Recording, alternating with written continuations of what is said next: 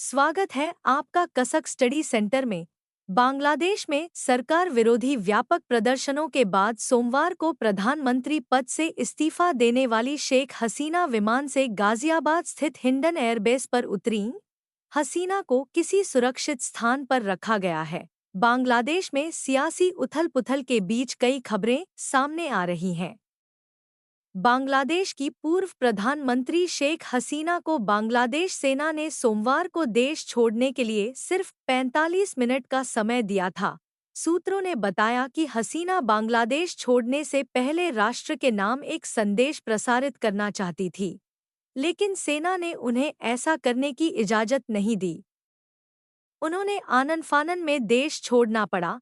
गनीमत ये रही कि सेना ने हसीना का हेलीकॉप्टर इस्तेमाल करने दिया, जिससे वह देश छोड़कर सुरक्षित भारत पहुंच सकीं। हिंडन एयरबेस पर शेख हसीना की डोभाल से हुई मुलाकात। बांग्लादेश के हालात पर आज संसद में बयान दे सकते हैं जयशंकर।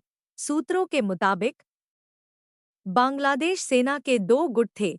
एक शेख हसीना के पक्ष में था, जबकि दूसरा गुट, जिसमें जूनियर अधिकारी और लगभग 60 सेवानिवृत्त अधिकारी शामिल थे, उनके खिलाफ थे।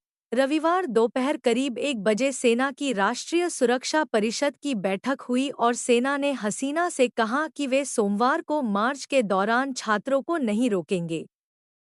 सोमवार सुबह 9 बजे तक स्थिति ठीक थी, जिसके बाद हजारों की संख्या में छात्र गाजीपुर बॉर्डर से ढाका में दाखिल हुए। सूत्रों ने बताया कि इसके बाद स्थिति बिगड़ गई, जिसके बाद सेना ने शेख हसीना को देश छोड़ने के लिए 45 मिनट का समय दिया।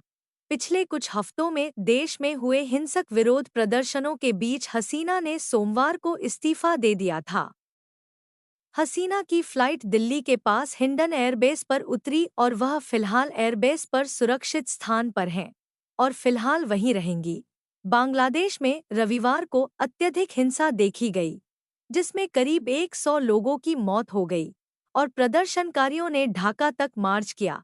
हसीना के देश छोड़ते ही प्रदर्शनकारियों ने प्रधानमंत्री आवास के साथ-साथ संसद पर भी धावा बोल दिया।